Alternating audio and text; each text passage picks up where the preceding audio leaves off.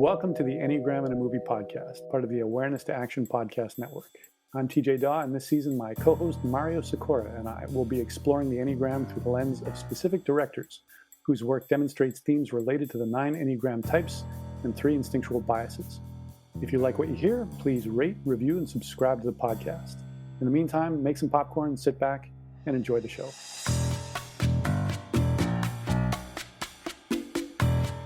So we're going to move on now. We typically like to go chronologically in these movies, but we're going to skip just a little bit. And we're going to talk about Cape Fear prior to talking about our final movie, which is Goodfellas, which came out a year before Cape Fear. But Cape Fear was a remake. It was one of these movies that Scorsese made, sort of on assignment. TJ told me prior to the podcast something I didn't know, that Steven Spielberg was supposed to make this movie. And boy, oh boy, what a different movie it might have been if it had been Spielberg, right?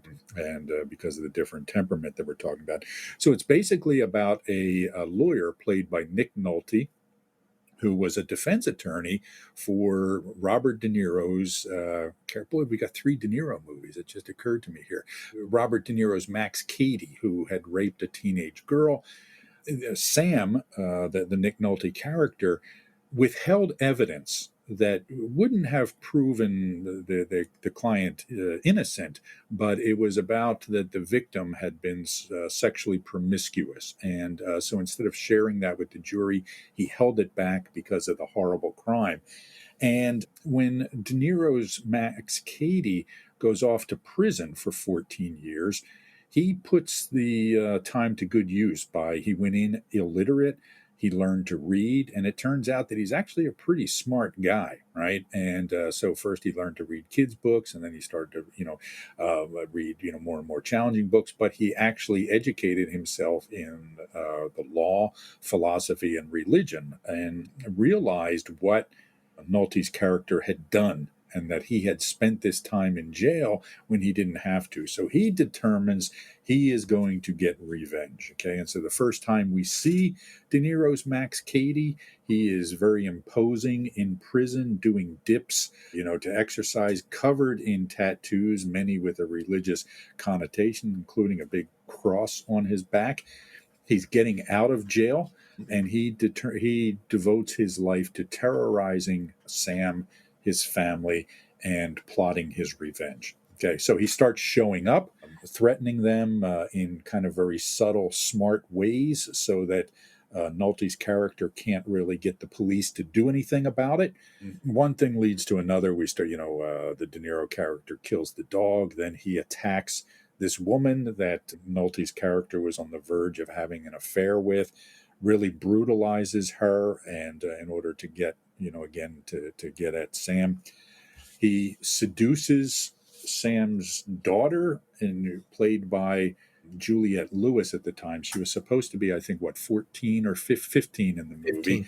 A little creepy here, right? I mean, really, really disturbing and creepy scene between De Niro and Juliette Lewis here. I looked it up. I think Juliette Lewis was actually 17 when they made the movie. Wasn't there was no sex or anything like that, but, just, again, a little too close for comfort, given the circumstances. So they decide, first of all, let's see, one way to try and get the Max Cady character to go away is to hire 3 goons to beat him up and threaten him. Nolte gives him kind of a warning before this happens, and Max Cady is smart enough to record it to get him on tape threatening him.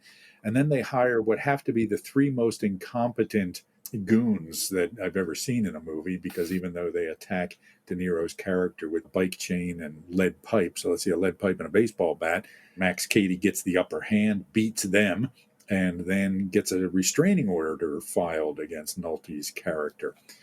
They decide, okay, we're going to entrap him, so they hire a private investigator to set up, make it look like Nolte's character is going away, with the hope and expectation that De Niro will come in to attack the family.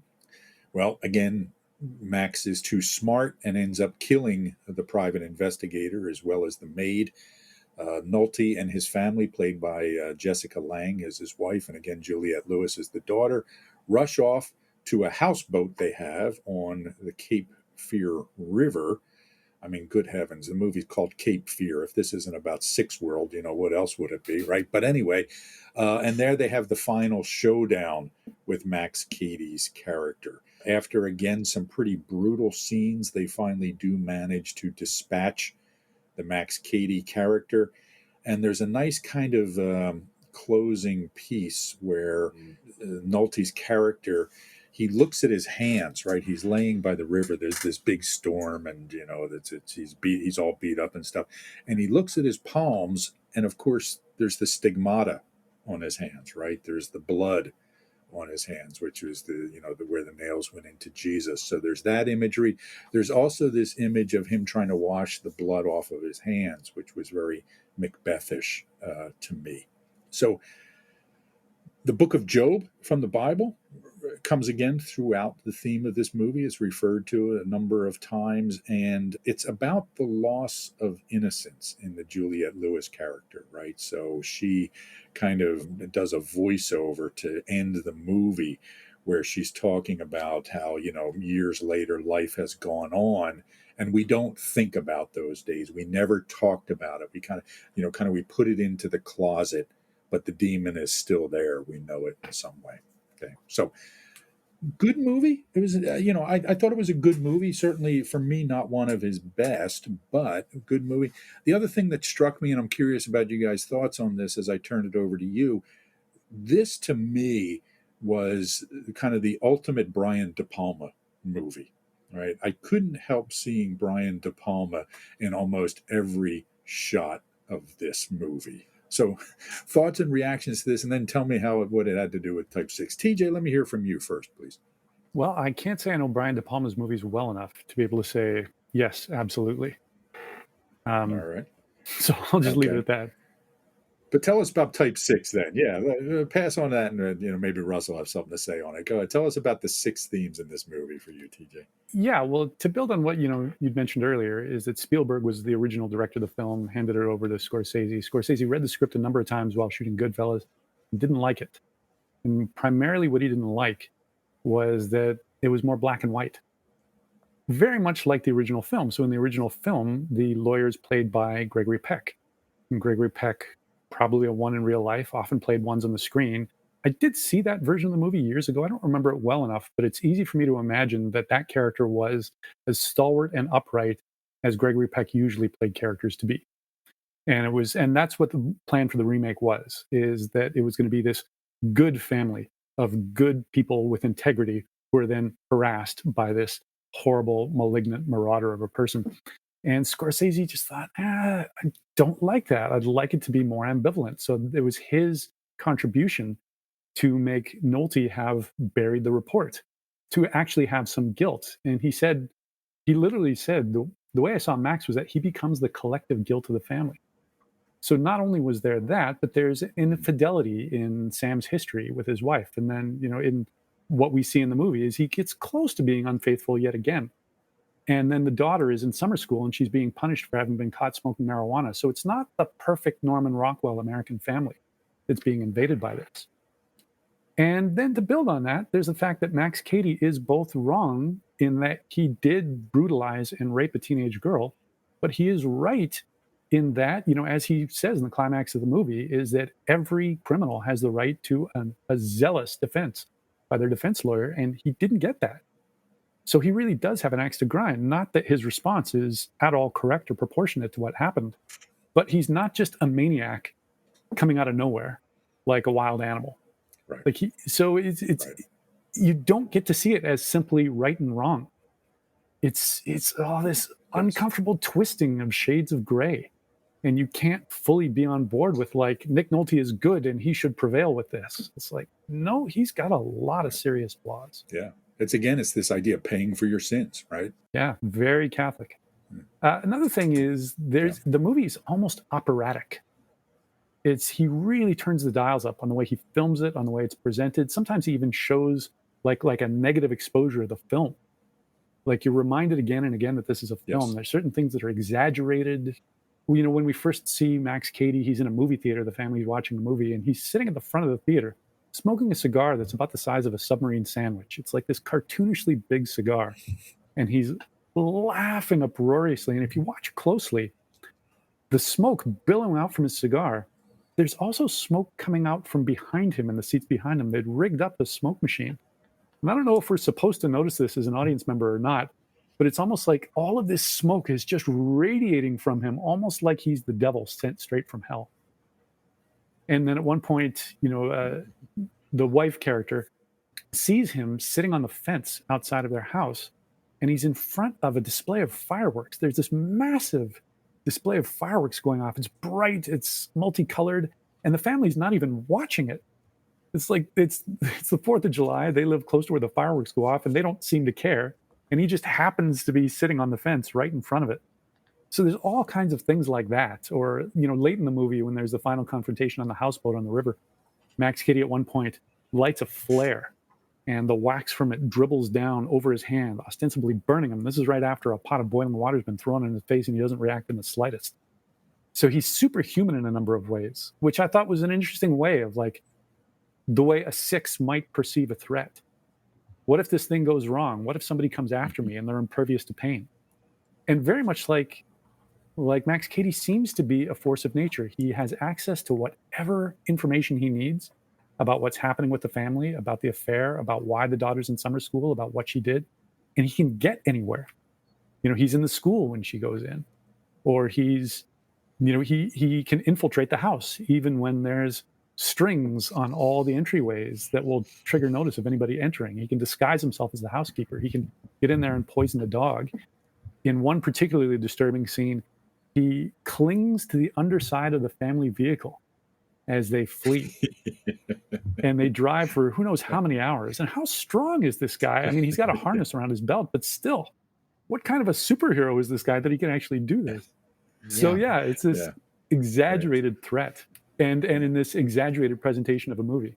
Yes, everything was very heightened in it, and that's part of what made it De Palma-esque.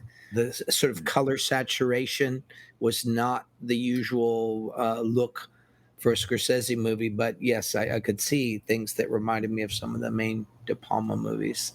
A kind of lurid color quality almost. But yeah, I think this movie, it was very interesting. I kind of get the feeling that Scorsese went into this, looked at the story, and sort of mined out of it what was relevant to him. It gets into more of the kind of deeper psychoanalytic stuff in Point 6. Many 6s, when their things are not working out well for them, find direction through being against or being persecuted by a bad object, to use the psychological language. I don't know what I'm for, but I know what I'm against. I don't know who's my friend, but I know that's my enemy. There's a certain way in which, as we start to get to know Nick Nolte and Jessica Lange and Juliette Lewis as this family, they're a mess. Yes. Nobody's communicating. There's no honesty. I just remind people, too, the 6 in stress goes to what point? 3. And what's the lower side of 3? The passion and the problem of 3 is deceit. Now, that doesn't usually mean being an overt fibber. It's usually not telling the truth to save your butt or colluding with something so that we all feel okay, even though we kind of know there's something else going on. That's that family in a nutshell. Mm-hmm. Mm-hmm. And it's like this guy becomes the manifestation, the bad object that's arising out of all the untruth and unresolved hostility that's in that family. I mean, there's scenes of near violence between Jessica Lange and Nick Nolte. They hate each other. Yes. And yet they're still, and she's screaming at him, "Why did you stay? Why did you work this out for me? Why are we together?" Yes. There's like it's like a Greek myth. You're going to manifest the Furies, which, by the way, is a De Palma film. Yeah, there you go. The Fury. Even the daughter is contemptuous of the father. And there's the scene where he's not supposed to be in the house, and he starts to stand up, and she says, "Dad, you can't stand up, remember?" And it's just there's this contempt that they all have for each other. Shared contempt. Yeah. But it's almost like the bad object is what's necessary and Mhm. has to bring them to the brink of destruction for Yes. them to kind of get a clue and break the spell and kind of exorcise the demons that are there in that family. Yes. I also note, though, and it's very important related to the washing of the hands and so forth, at the end, in the final showdown between Robert De Niro and the family, they get the upper hand not through Nick Nolte, but through the daughter, Juliette Lewis, and then by, again, nature. Mhm. The boat hits a rock and he Yeah. falls off the boat, and a series of accidents Yes. are what undoes him. None of the actions of the characters are actually what stops him. And in the end, he is not killed by Nick. Nick Nolte wants to kill him. He's ready to kill him. But then nature removes that Yes. option from him. He's swept out into the river and he drowns while speaking in tongues and reciting hymns on the way into the water. Uh-huh. And so again, God takes him. Yes. The forces take him. The forces spare Nick Nolte from something that would have sent him in the direction of his enemy forever. Yeah. And so there's this little bit of redemption in it, but that's also the scene. His hands covered with blood, and he's washed clean in the river. You know, Yes. these are not subtle religious Yeah. metaphors. We're getting here. Yeah. You know, they're pretty clear, Yeah. but it's also ends ambiguously because the family at the end, you don't know if they're going to make it. You Right. don't know whether they're going to make up. You don't know if the marriage is going to be saved. All they say is, we know that it can never be the way it was. Right. They can't go back. You don't know what future they're going to, but the spell has been broken. Yes. Yeah. It was a line she said something about, the only, fear we had, our life was so idyllic prior to this that the only fear we had was that it would end in some way. And then it did, right? So that Yeah. only fear that she had came true because it did end in a bad way. But I would say though, Mario, in the midst of it, I don't think the characters would have at the time described their life as idyllic. No, It maybe absolutely. looked Yeah, I so in think, hindsight, right? The and good to a old child, days. maybe, right? And to a Yeah. child, Well, right? there you go. Right. Yeah. Right. Yeah, for sure. Because you're right. I mean, they clearly weren't a happy couple. There'd been some infidelities, and they'd moved around and all that. So, yeah, absolutely right. They were not what they appeared to be on the surface. There was also a very important Scorsese films. You have to watch the details because there's little bits that go flying by that are really important. And if you're not paying attention, you miss them. There's a discussion where it becomes clear that he was terrified that she, Jessica Lange, was going to commit suicide. That's how bad things were. Mhm. It's just said almost in passing. That's a rather significant plot point. Yeah. A final thought from me on this. There's a great Simpsons episode that parodies Cape Fear, if you haven't seen it, where the De Niro Max Cady character is played by Sideshow Bob and voiced by the guy that played Frasier. Kelsey Grammer. Oh, shoot. What was his name? Kelsey Grammer. Thank you. Yeah. Really, really great episode if you ever get the chance to watch it. So Cape Fear, a tough movie to watch, right? Rush, you made a comment. You want to share the comment you made about? Sure. Yeah. What getting ready for this podcast, I had to sort of watch the movies where I could fit them in my teaching schedule. I was watching it right before I went to bed, and I just thought, this is not the best movie to watch right before you're going to sleep. Yes. It's if you want to know what that six angst and anxiety is like, just watch this movie. Yes. You'll feel plenty. Yeah. Yeah. TJ, was there anything else you want to say on this before we move on?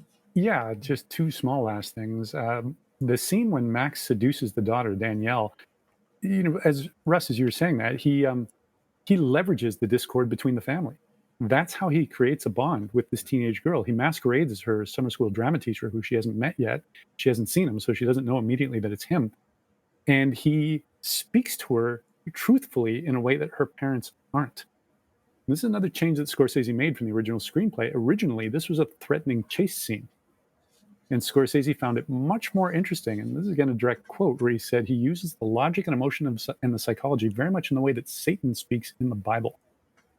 It is much more interesting and threatening if Max Cady is making genuinely legitimate points to this teenage girl to bond with her. And Scorsese said he knows some women friends who had similar experiences being attracted to dangerous characters, kind of like that. So there's that push and pull. I wanted to say that kind of voice that he uses is very similar to the voice of Satan in The Last Temptation of Christ. Yeah, it's seductive and it's reasonable. It's not blatantly evil. Like, surely you want this, and they don't understand you. And why go through all this when you should just have a wife and a life? Why do you got to go through all this nonsense? And of course, Satan seems to be an angel at that point. Right. And theologically is. And there's this one tiny moment, I rewound this a number of times because I found it so amusing, is right after Sam Bowden has hired the PI to protect the family. They're having dinner and he's telling his wife and daughter, is like, I've got this PI. And he knows these kind of people. He's dealt with them before. As soon as I talked to him, I felt completely relaxed. And then right on cue, the phone rings and he flinches, he jumps, as does the other members of the family. They all make this exclamation. And the camera closes up on the phone and he's answered it before the first ring has even stopped. So I just love that bit of six-ish comedy. Is like, I'm relaxed, somebody else is thinking, wah! Just it's something as innocuous as the phone ringing. I thought we were supposed to be relaxed now, Dad. It was the comment of the daughter, right? So just back to my my Brian De Palma reference. So a lot of the visuals I thought were very De Palma-esque here. If you go back and watch some of his movies, De Palma sort of sees himself as kind of an heir to Hitchcock, right? And this was a very Hitchcockian movie through De Palma almost, And I found out recently that they were friends, Scorsese and De Palma, right? So this felt a little bit like a homage to me. But the scene about the fireworks you mentioned, TJ, made me think of To Catch a Thief. Right, the scene with Cary Grant and what was her name? Was it Eva Marie Saint in that one, or Grace Kelly, Kim Novak? I can't write anyway. They're Tippy Henson. No, she was Birds. But anyway, they're kissing in Monaco with all these fireworks going off behind, and I just had this real kind of like this is just a twisted, bizarro version of that Hitchcock scene in a way. Yeah. So anyway, lots of real movie references there. Are you interested in learning more about our approach to the Enneagram? Go to awareness-to-action.com and check out our certification program. We offer a clear, concise, business-friendly, and science-minded approach while maintaining the depth of traditional approaches to the system. At Awareness to Action International, we're the leading innovators in the theory and pragmatic applications of this system to all aspects of the work environment, including leadership and personal development, team building, diversity and culture, and managing change. However, this approach is not just for the business world. A lot of people who attend our trainings do so for their own self-development or spiritual growth. Our certification program is one of only a handful of curricula accredited as a school by the International Enneagram Association. It is currently being conducted virtually and combines live sessions with asynchronous learning. Again, find out more at awareness-to-action.com. Okay, so movie number 4. For me, we have saved the best for last, which is why I wanted to sort of change it. And to Russ's point about watching Cape Fear before going to bed, I was rewatching Goodfellas this morning, starting at 6 o'clock, fitting it in prior to this as well, and thought to myself, this is no way to start your day, okay, on the one hand. However, what a brilliant freaking movie. I mean, I've seen Goodfellas, I don't know how many times, right? But it has been a while since I watched it. And it's been a while since I watched it really paying attention. And it took me back to first seeing this movie in 1990, I think is when it was released. Let's see here. Yeah, 1990. Right. It's one of a couple of movies made during my lifetime that I remember seeing and walking out of the theater and wanting to say to somebody, did you just see what I saw? Right? I mean, for me, the two movies that come to mind that had that reaction were this and Pulp Fiction, right? I remember watching Pulp Fiction and saying, this is something new. This is something special, right? And I got to see it, real time. And that's the reaction I had to Goodfellas, because this is just a brilliant movie. It is Scorsese at his best, and being reminded that he lost out on for the best director Oscar to Kevin Costner this year is just almost more than I can bear, right? To take, right? So, so Goodfellas stars again our friend Robert De Niro. TJ, tell us about the movie Goodfellas, please. Yeah, here's a quick overview. So, Goodfellas is the true story of Henry Hill, played by Ray Liotta, who is a foot soldier for the mob in Brooklyn. Sort of true. It's sort of true. Yeah, we'll say. based on a true story, based on his autobiography. True enough. Yeah. Yeah. So he starts with him as an adolescent in the 50s and it goes through into the early 80s. So his local mob boss is Paul Cicero, played by Paul Sorvino, who's just a big, quiet guy that everybody defers to. You never see him raise his voice. You never see him enact violence, but he's just acknowledged as he's the guy. He's the local mob guy. Henry also looks up to Jimmy the Gent Conway, played by Robert De Niro, who's a thief who genuinely enjoyed robbing people and seems to have a bottomless wallet because he tips everyone and tips everyone generously, including some of the people he robs. And Henry is partnered with Tommy DeVito, played by Joe Pesci, who's a hot-tempered mobster. And there's some pretty famous scenes from that we'll talk about in a moment. And he meets and marries a woman named Karen. I don't know that we find out her maiden last name, but she's played by Lorraine Bracco, who later went on to be quite successful as one of the leads on The Sopranos. She was the psychiatrist. So she's a Jewish woman who eventually falls in love with him and becomes complicit in some of his crimes. The movie's split pretty evenly down the center. In the first half of the movie, we see the charm of the mafia life. We see successful heists, bringing in money and deference from everyone and respect, including from the staff at the Copacabana in a very famous long shot. And in the second half of the movie, we see the horrors of mafia life, including murder, drug addiction, prison, deception of his own mob boss, and eventually Henry's arrest and entry into witness protection in exchange for testifying against his former friends and colleagues. And the movie ends with him living under an assumed identity in some unnamed Midwestern town. He's bored with his new safe life. He can't even get good food. And in his own words, he's living like a schnook. And something Scorsese said about the movie is that it is a materialism versus spiritual life once again, which is a topic that he said interests him very much. So the movie was a moderate success when it came out. And, as you mentioned, I think it won one Oscar, which was for Joe Pesci's performance. And it has really stood the test of time. It's one of those movies whose reputation has only escalated as the years have gone by. And it is sometimes credited as being the movie that kind of set the template for the way movies went in the 90s in terms of its creativity, its willingness to rewrite the rules. And it's just, there isn't a single level that it doesn't work on, whether you're talking acting, directing, cinematography, the use of music, editing. It just scores on every single mark on the checklist. Agreed. As I was on, just a long movie, 2.5, 2:45, I think, hours. Not a single thing I would have taken out, right? Not a single frame that I would have said, yeah, we didn't need this. It could have gone on, right? I mean, and also for me, one of the key things is, first of all, the camera work. You alluded to the tracking shot when they go into the Copacabana, which is a very famous scene, but also the use of freeze frames, right, is just genius in this movie. I mean, just stopping the action and capturing an idea. Just, again, brilliant movie. Russ, tell us about Goodfellas. Tell us about how you see Point 6 represented in the movie. Oh my gosh, there's so much in it. I'm just reveling as what you were just saying about those marvelous stop action scenes where the narration comes in. Yes. Because the whole film is presented from Henry's point of view. Yes. He's sharing this journey with us. It's sort of like a movie, like you're reading a true crime novel, but it's been transferred to this film. Right.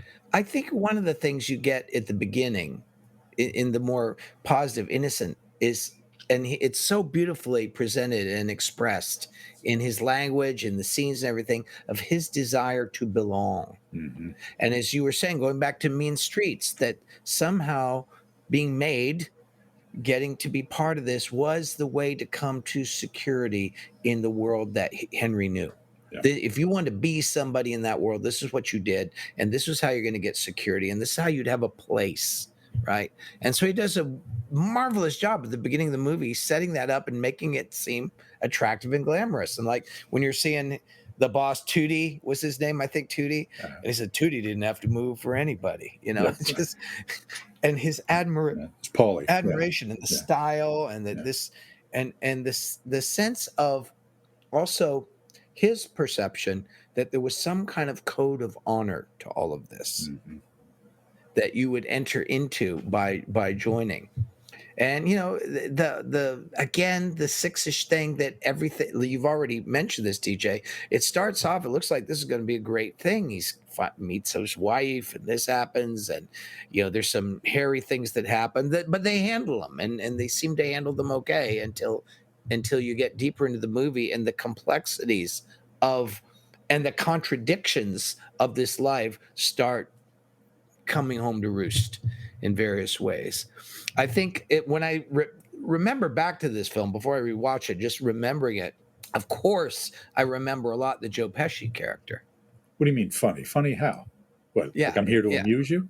Like I'm here to amuse you, and killing the waiter, and so forth, and also his surprise and consternation at his setup when he thinks he's going to be made, and they're whacking him. Yeah. And that moment of realization he has right before they put a bullet in him. What does he say? Oh, I try to remember. Oh, no. Shit. Yeah. I think it's what he says. Oh, no. That's what he says. Oh, no. Because he realizes his own game has been turned against him. But here again, this is this Scorsese thing of penance. The violent guys die violent deaths. Yes. Even if you're going to get that knife to deal with the deer paw, he's still going to have to pay the price at some point. I just, the other thing I just like about this movie, I don't think it's particularly sick, is just how many of the sort of peripheral characters seem like real people. Yeah, just like the mom when they go to get something to off the guy in the trunk of the car, that she just very believable as that person. They're arguing with her and so forth. But the movie creates, and this is one of Scorsese's gifts, a world you can really believe in. Yeah. You really believe this is happening. I think that, again, it's presenting at the end the moral ambiguity. What does he do for his security? Is he going to rat out on his pals and everything to avoid certain consequences of his actions? Well, yes, he is going to do that. And that you're set up again in a way that the movie is not passing judgment on Henry. And it's not just that he's the narrator. I mean, the way it's shot, the way it's set up, the way it's described, it kind of puts, one of the powers of the film is it puts you in his shoes. What the heck would you do in this situation? There's a lot of other things to be said about it, but I think the whole overarching story of it is you covered very well, TJ. Yeah, and it's this six-ish thing that we saw in all of the films too. I don't think, of all of the characters we've discussed, I think Henry is the least concerned with goodness, which is funny given the name of the movie. Yeah. Goodfellas. There aren't any Goodfellas in this movie from that point of view. There aren't any. Right. But he's not concerned with that. He's not like Harvey Keitel in Mean Streets. He's not that guy. Right. But he's still concerned with wrestling with his sense of honor and what that means in the context of the life he's living in. Yeah. So that is six-ish too, even though he's not, I would describe Henry as a faith-based or religious guy. No, not at all. No, look, these folks are the ultimate pragmatists, right? And even though they pay lip service to honor and code, he has that one stretch of dialogue where he's talking, or voiceover where he's talking about, these guys were just killing each other, right? At first, we brought off that there would be a reason, but, sometimes it would be guys just getting into an argument over nothing. And then all of a sudden somebody gets shot. And there's that scene too, again, about the injustice and danger of the world, where Spider, played by Michael Imperioli, who later went on to be in The Sopranos, it's just this kid who's trying to make a buck, by serving these gangsters playing poker.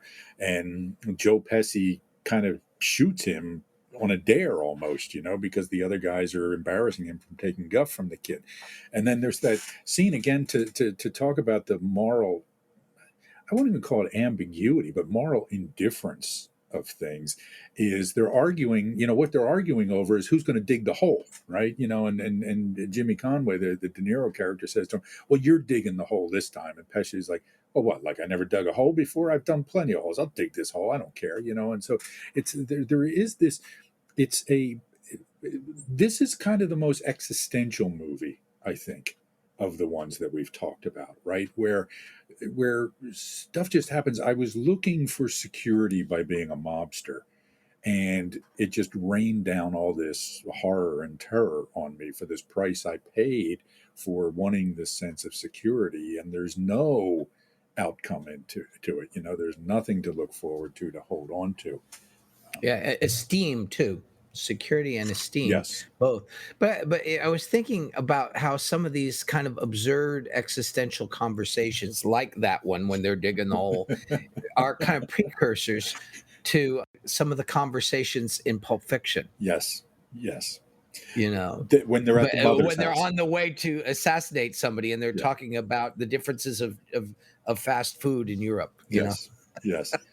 Yeah, the conversation at the mother's house, Joe Pesci's mother is actually played by Martin Scorsese's mother, and she's talking about the painting she did, and just my favorite line in the movie, and it's not one of the ones that stands out, but it's like, look, I like this one. You got the one dog looking this way, you got the other dog looking the other way, and you got the guy sitting there. What do you want from me? I mean, it just, for me, I just love that line. I could listen to it a million times because it's just so something somebody would say, right? It's just such a real line of dialogue that you can hear from these guys. So the other thing that struck me about this film, seeing it again, and it's I'm just trying to articulate it now. It was more of a sense.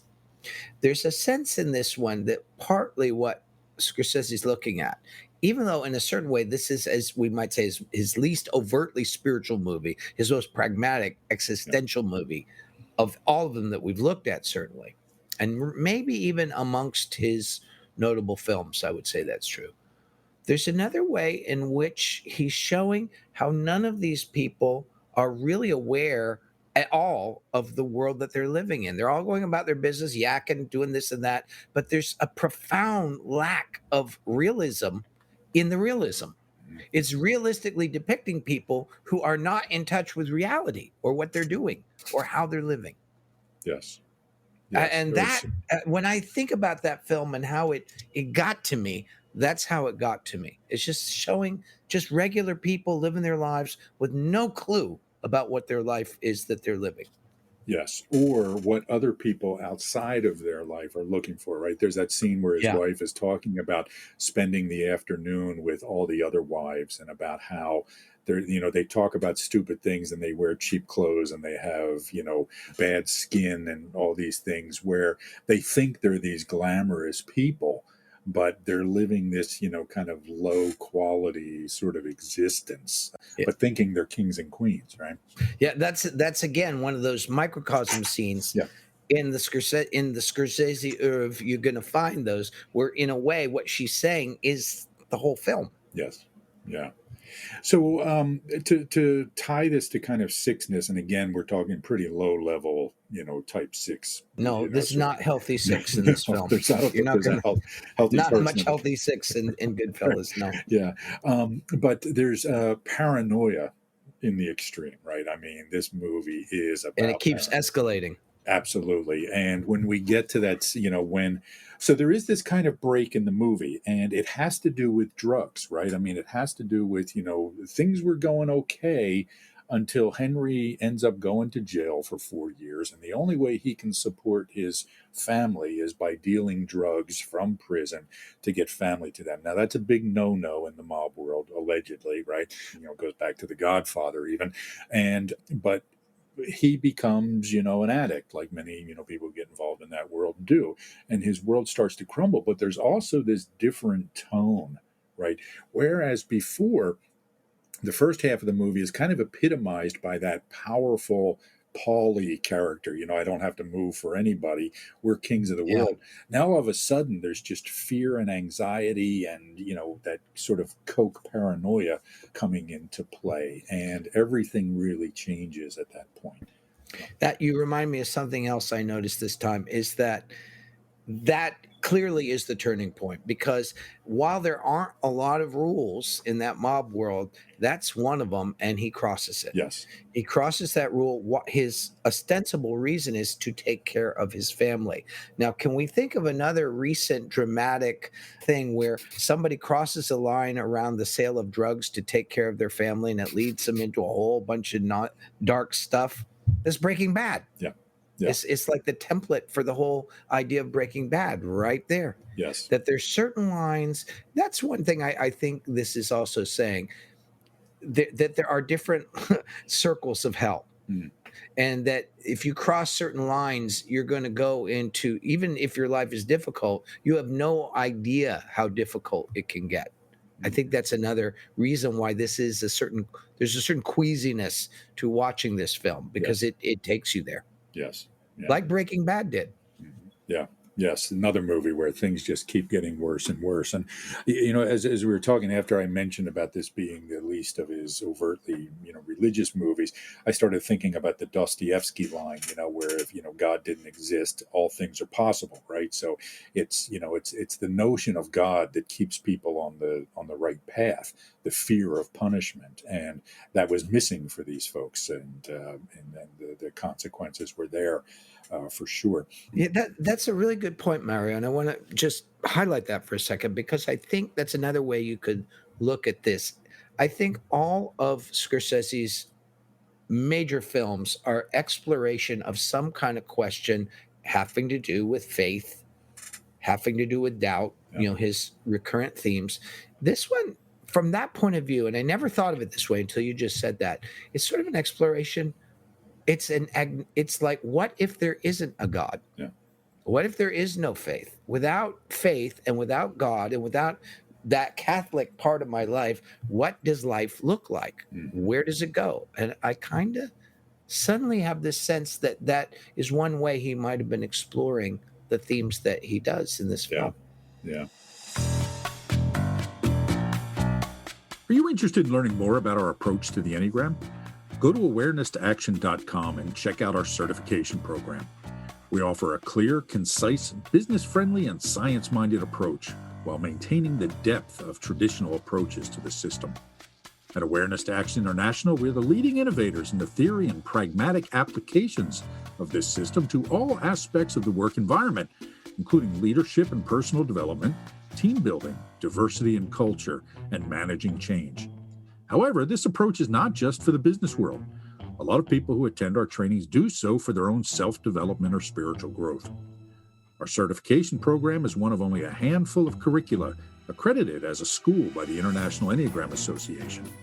It is currently being conducted virtually and combines live sessions with asynchronous learning. Again, find out more at awareness-to-action.com. So I want to talk about some of the characters in the, and type 6, because Henry seemed like a 6-ish character. And for me, one of the things I think when I hear people talk about different Enneagram types, they're often reflecting the kind of people who go to Enneagram workshops, right? So our views of different Enneagram types are skewed. It's a particular sample. So the 6s that we see and understand are the kind of people that we, encounter at a workshop or whatever. But there are a whole lot of 6s out there who aren't like that, right? And who are more, again, not the Woody Allen nebbishy sort of 6, but kind of scary, intimidating 6. So I thought Henry was a good example of a 6-ish character. And it brings us to the Jimmy Conway, Robert De Niro conversation that I think would be interesting to have here, right? So tell me, Russ, about the Jimmy Conway character and De Niro in general.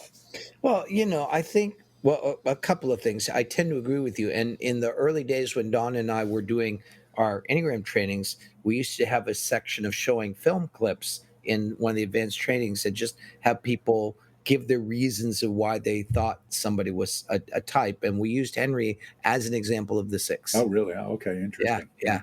Mhm. Yeah. Yeah. And just wait, you didn't have to agree with this, but we're more interested Yeah. in what was your reasoning? Why do Exactly. you see what you see? But going back to Jimmy Conway, it's interesting because neither he nor Henry are kind of the doubt riddled, Right. nebbishy six. Neither of them are, but Right. they're different in their temperament. There's a kind of assurance around Jimmy Conway that Henry never quite succeeds in having. He has good bluster, but his Mhm. insecurities are more obvious. Yet, Robert De Niro has done a lot of characters along the lines of Jimmy Conway. He's done a Yes. number of them, which are this kind of more hard edged side. But I think it's as you said, there's a way in which as I started to look at sixes and sort of the tracking them down through the range of their various manifestations and ideas, depending on how healthy, average, or unhealthy they are, working with what we used to call the levels, Mhm. right? That there's a kind of a confidence, then there's kind of more of a chaotic, nervous thing. But as you get into the more unhealthy, there's the confidence returns Mm. in a certain number of sixes where there's more of it could look like fanaticism, but it could just look like a hard ass person determined to do whatever pragmatically they need to do for their family, for what they believe in, etc. And they don't have so many limits. And I see Jimmy Conway as that kind of character. He's already gone further than Henry. He's further Yeah. down the road away from redemption, shall we say. And so there's a Yeah. sense, as I said, that we go through this period of confusion and back and forth and overthinking of things, but then sixes tend to get like an idée fixe, or something they're obsessed with or something they're against, and all of their psyche and energy gets oriented around that. It could be something they're loyal to, it could be an idea that they believe in, it could be again about an enemy, or it could be about taking care of a certain person at all costs. But I think you see in this character that he is just, in a sense, although he looks more confident and together than Henry, Yeah. he's actually more deteriorated Yeah. than he is. Yeah. That's the way, as I've watched it over the years, that keeps coming back to me. He'll do stuff that Henry would hesitate to do. Yeah. And I was reading about the character, the person that Yeah. character is based on. His name was actually Yeah. Jimmy Burke. So these were, as TJ said, Based in real guys. Yeah. based on real people. And that guy had a horrific childhood and life. I mean, he was, in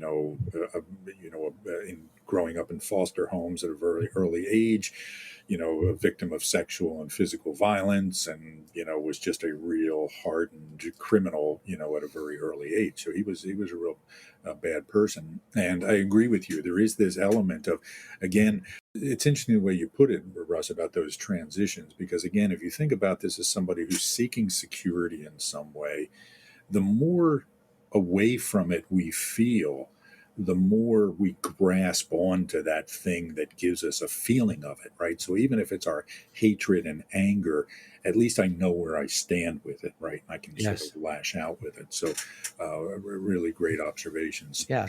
And it's in that kind of mental structure, and you see a similar thing in ones. Mhm. One can justify terrible actions. Yeah. Yes. I have a reason to do it. Yes. So it was interesting. So before we, because I do want to talk a little bit more about De Niro, because that's interesting to me. But Yeah. TJ, any thoughts on Goodfellas that you wanted to share? Yeah, a few different things. One of the things that you find a lot in Scorsese's work, like I was referring to this earlier, is these stark contrasts. And that happens a lot with the freeze frames in this movie. It's something you referred to directly. And it was inspired by something that happened to him once when he was a youngster on the street. He observed two drunks in his neighborhood, one of whom was so drunk that the other one was stealing the guy's shoes. And as this was happening, as he was witnessing, he heard the music coming through a window of Fats Domino's song, When My Dreamboat Comes Home, which is really upbeat and uplifting. And the contrast of these two things just hit him in the heart. And he thought, why don't they do that in film? And thought, a love scene with love music is just mediocre. So he loved these strange contrasts. So the movie starts with De Niro and Pesci and Liotta in a car, and they're driving. They don't know why, and they hear this knocking sound, and eventually they realize it's because the guy that they thought they murdered, who's in the trunk of the car is still alive. They pull over and then they stab him and they shoot him again before burying him. And that's Billy Batts, who's a made man, we find out later. And then we freeze frame from that moment, and that's when we hear that first line saying, "As far back as I can remember, I always wanted to be a gangster." That's a weird thing to structure that moment, like if you were to put something really attractive, like we're about to see, of somebody deferring or getting a big payday from a robbery, that makes like sense. the Copacabana, Yeah, right. Yeah, Right. but Right. an opening scene where you just completed an incomplete murder, that's really brutal. And there's moments like that happen again and again and again. So early in the movie, his father finds out that he's skipping school and he's beating him with a belt, yelling at him, freeze frame of the father, brandishing that belt. And then the voiceover is kind of lackadaisical, saying, I figure everybody had to take a beating sometime. It wasn't anguish. It wasn't, I hate my Right. father, I couldn't wait to get away. It was just like, whatever. Or, in another scene not too long You got later, to take your licks. he lights a bunch of cars on fire and they blow up as he's running away, freeze frame on that. And then the voiceover talks about how some guys from the neighborhood brought home his mother's groceries for her. Why? Out of respect.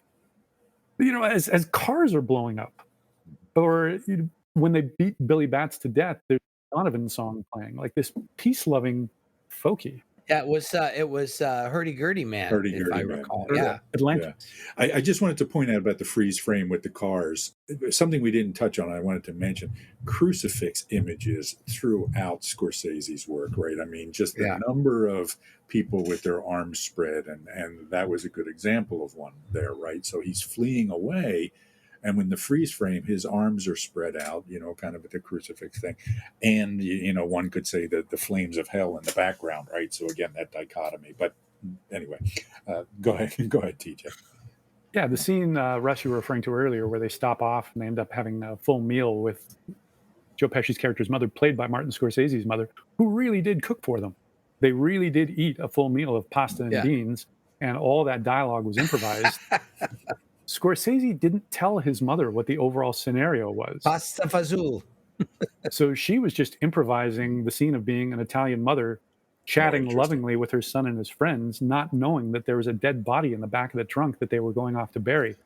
And in that scene, you can see Henry's kind of quiet. He's kind of disturbed by this, that we're all having this friendly conversation about the mother's painting, when there's a corpse of a made guy in the back. And that's one of the other rules in the mafia, is like, you don't touch a made guy, period, which is part of the whole unraveling for him.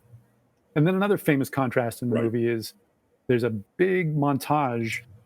We hear the piano coda of Layla, which is several minutes long, as the camera is showing us all these different mobsters involved in the Lufthansa heist that Jimmy then killed to cover up his own crime. So their corpses are being dumped from a dumpster into a garbage truck, or we find one on a meat hook in a freezer truck, and different things like that. Just brutal stuff set to the music, the sad, longing music of unrequited love of Layla. So all of these things happening again and again, just to kind of to push you of like, oh, this is fun. Well, actually, it's not. Oh, this is violent. Oh, but there's this other side to it. You can't just look at it in one way. As you say that too, you remind me of a first impression that I had when I saw this film, when it first came out in 1990. I thought, in a way, it was Scorsese's response to The Godfather. Say more. That's interesting. That there was a way that even though people were getting whacked and stuff in The Godfather, it still managed to portray something romantic about life in the mob that, became popular for a long time thereafter. And he wanted to say, there's nothing romantic about it. This is hell on earth, actually. And here's what it really looks like from somebody who had a pretty close-up view of what was going on. Now, whatever Mario Puzo had going on with all that, which I suspect he did have something, and whatever, Francis Ford Coppola did, I think Scorsese was in some sense, not just that film, but there were a series of movies coming out about the mob that were sort of not exactly glamorizing it, but almost. Yeah, romanticizing in a way. They're romanticizing it. And he said, honey, it ain't romantic. And what made me think of that TJ, was the juxtaposition of this most romantic music against events that are anything but romantic. Yeah, seemingly of good friends and associates. Good.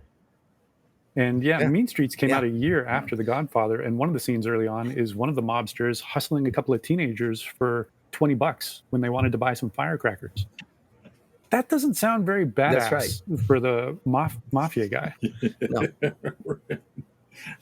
No, that Mean Streets is definitely a precursor to this film. Yeah. Definitely a precursor, but it was just showing these are not profound individuals. They're sort of stumbling through life like everybody else, but with more extreme edges, Yes. you could say. Yes. In general, like a big thing that the second half of the movie emphasizes again and again, and very much a sixth theme is, I want to feel secure. I want to know where I stand.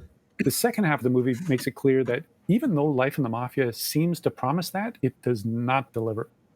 So Joe Pesci's character kills Billy Batts, even though he's a made guy. You need permission to go against him. They didn't get it. Paulie wants to find out what happened to Billy Batts. Henry lies to his face.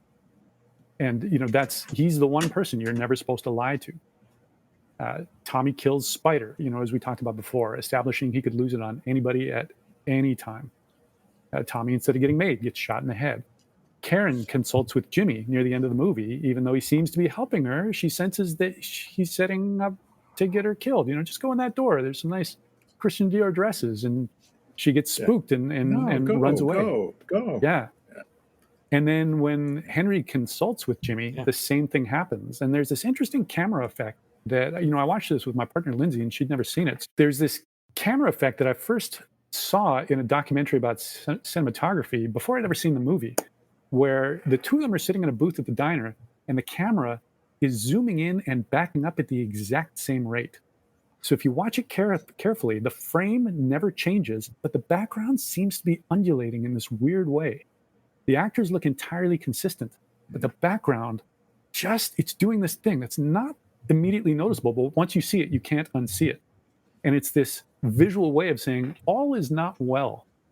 And here is this guy that Henry has known literally for decades. And he even says, when they come to kill you, it's not like it is in the movies. They don't yell, they don't threaten.